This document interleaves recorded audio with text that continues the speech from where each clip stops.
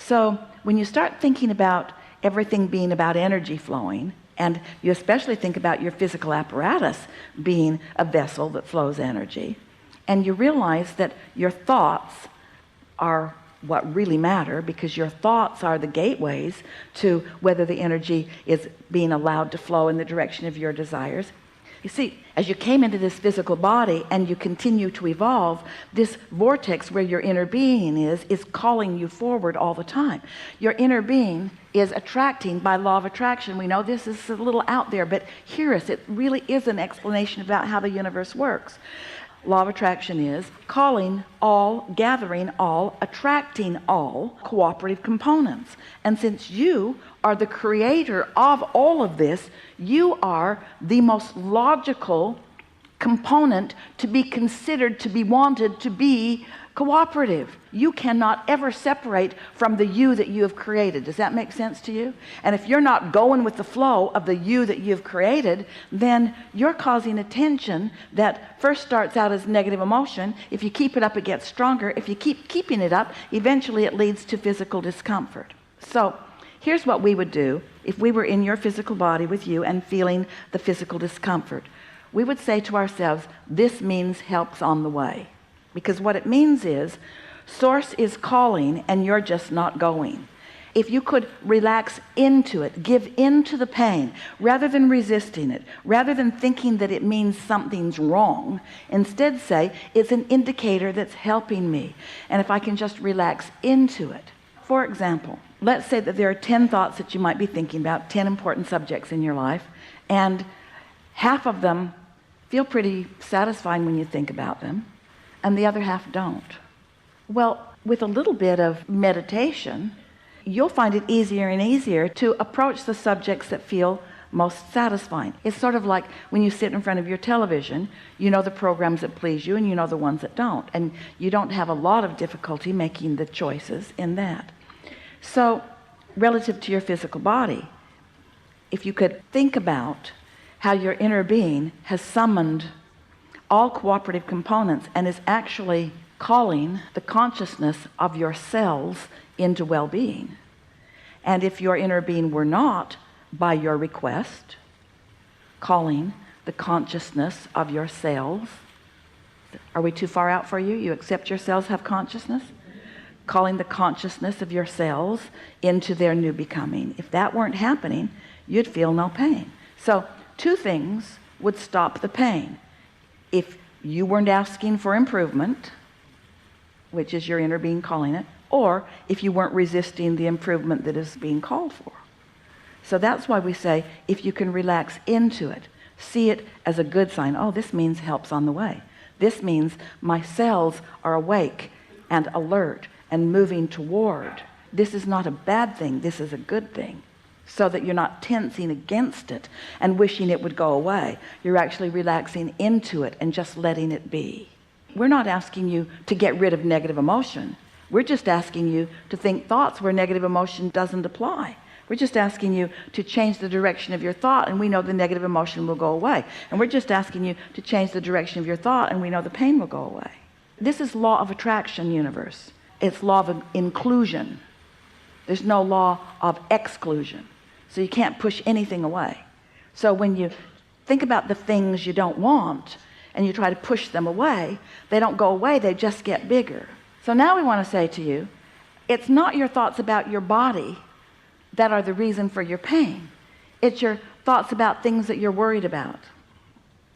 It's the things you worry about. It's the unsatisfying thoughts you have.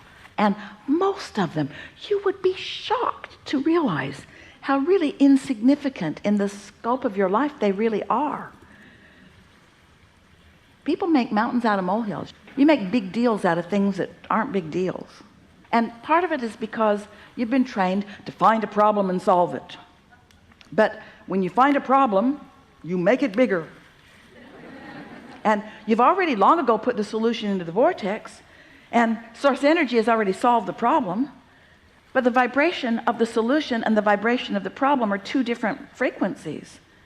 So is this making some sense to you? Yeah. So you're looking for a practical application. I've been dying to try to ask you this one thing. My experiences from the past, about 30 years ago, I got hit on the head, and it caused an experience for me to experience, which was pure ecstasy, because I forgot who I was, a living, breathing human being. And it took me a couple years later to realize, once I came out of all this, that I experienced this. And I think I think that has something to do with it. It does, and this is what it has to do with it. You tasted the sweetness of pure alignment, and you've been mad at every moment that you're not in that ever since. And wouldn't anybody be?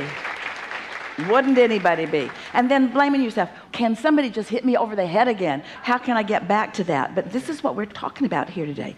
How you get back to that is just a little bit at a time, just going a little easier on yourself. And really, now this is a really good time to talk about meditation, because most people really don't get what we mean by it at all. Because you know how we talked about 20 years, you took it 30, but you know what we talked about. So we're talking about the things that you keep updating, that you keep using as your excuse to not go with the flow of who you really are, and most everybody does it to one extent or another. What happens is that as you're observing life experience and then letting what you're observing be the reason for the active vibration, often you pinch yourself off is too strong a word, but you hinder the natural flow of who you are. And so when you realize that your life experience has caused you to become more, and that you want to go in the direction of it, then what we're talking about is getting up to speed with who you've become, and nothing else will do. The reason that we talk about meditation is because you've got these beliefs that are in the way. And your beliefs, you didn't make them up. They're based upon experiences that you've lived. And they make sense to you, and you keep renewing them. But the fact is, you have beliefs that are not valid, that are in the way of what is valid.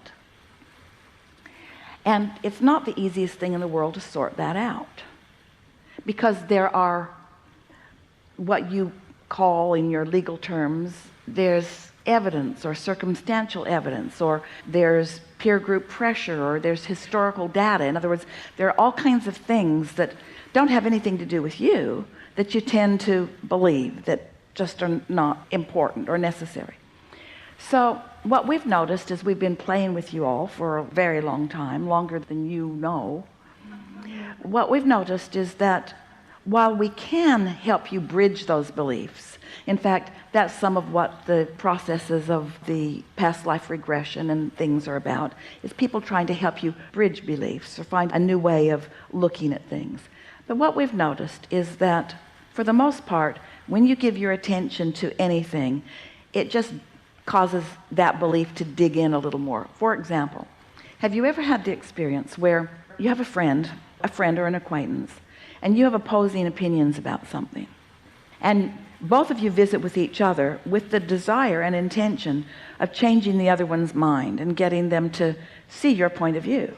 But have you noticed that usually the more you talk, the more they dig in, the more they do not move in the direction of your much more logical. And so what we want you to realize is that you're doing that to yourself all the time. You're digging in with beliefs that work against your now desires, and it's not necessary that you do that. So that's why we teach meditation, because meditation, all we mean by meditation is giving your brain a break for a minute, suspending the habit of thought about everything, just enough to give you an opportunity to maybe think a different thought. Meditation is just a quieting of the mind, and not for very long every day. Sit for 15 or 20 minutes and you might get 2 or 3 minutes of a quieted mind. And if you do that, good work. When you quiet your mind, that means suspend all thought. And when you suspend all thought, you suspend resistant thought. And when you have suspended resistant thought, your vibration rises. And when your vibration rises, your whole point of attraction changes, which means your experience will change, which means your belief will change. You see what we're getting at? It's the only way really to change a belief, because words don't teach. No one can bring you enough data to really change your mind if you've lived an experience. Are you following all of this? By meditation, we mean quieting your mind. Now, here's the way that we've noticed works the best for you. Sit in a quiet room, be comfortable, be alone if you can, unless you're really compatible with the people that you're with. And as you quiet your mind, just focus upon something that doesn't have much interest. Esther likes to focus on, because she can usually find it in every environment, an air conditioner. And often, Esther has begun to enjoy the more little things that are going on, like an occasional dog barking, or a rippling of a stream outside, or an airplane flying over, or whatever. The more other things that are going on, the more she enjoys isolating that specific thought, focusing on that specific thing. So even though in the beginning she'll usually be aware of this and that and the other, it's not long before that's what she really hears, and that's all that she really hears. And when that's all that she really hears, now her mind must quiet, because that's not interesting. In other words, she doesn't think, I've heard better. Or she doesn't think, you might need a new solenoid. She's not really thinking about that. She's just noticing it. She's just aware of it, which is thinking. But you get what we're talking about? And so in the boredom of the unimportant whatever it is that she's focused upon, her mind just relaxes, and beliefs that have been active aren't, and her whole point of attraction changes. And hers, yours too, vibration rises. When she's not doing that thing that doesn't let it, her vibration rises until she's vibrationally same as her own inner being. Whew, that is such a nice place to be. Now, at first, no messages from God come booming through. It's not like that. It just feels really satisfying. Don't try to make anything happen with it. Don't try to receive guidance. Don't try to solve problems, because then you're just right back in that place that you were before you sat. Just let your mind relax for a little bit. And as the vibration rises and you become vibrationally equivalent to your inner being, now you're in a different point of attraction. What happens is, even though you can't recognize it that first time or second or third or fourth, or maybe it won't ever be perfectly obvious to you what's happened to your point of attraction, but everything in your experience will change. Your relationship with every person, your relationship with your own body, your relationship with everything changes, because the resistance that you've been dragging around becomes less and less of a factor. So your beliefs begin to change. The mix between you and you begins to shift. And the benefit of it is that, first of all, you feel better more of the time. It's funny, some of our human friends will say to us, all right, well, I'll pay the price of happiness if it'll get me what I want. And we say, happiness is what you want. It is what you want. Everything that everyone wants, no matter what it is, a relationship or an improvement or a material object or a pile of money, everything that you want is because you believe you will feel better in the having of it. And it is the feeling better that we want you to show yourself that you can accomplish within a week or two or three of just giving yourself that 15 or 20 minutes every day. So then what happens is, you don't even have to know. You see, that's what you experienced when you got hit on the head. That's another way of going about it. A lobotomy is a third choice. Then I had depression after that, and suicidal. I had depression and suicidal after that. Like, it was really hard to try to stay here, because I just wanted to get back to that ecstasy. Yeah. We understand. Of course you do. Everyone wants that. And what we're saying to you is, you can get back there, and the process of appreciation will get you there, but there's too many beliefs that you've got in your way, so every time you try to appreciate something, the other end of it factors in. You've really got to quiet your mind. It's the easy way of going about it. We've written lots of books, and in those books there's lots of processes, and those processes work in many ways, but there is no process that is more effective for raising vibration than quieting your mind during meditation. You can do it. It's an easy thing to do, and the benefit of it will be recognizable right from the start, or nearly so. When you say, I wanted to return to that, this is a way to return to that. And what is it you're returning to? You're returning to your inner being's knowing of who you are, your inner being's opinion of where you stand, your inner being's understanding of what's going on in the world, your inner being's understanding of how you fit into all of it, you see.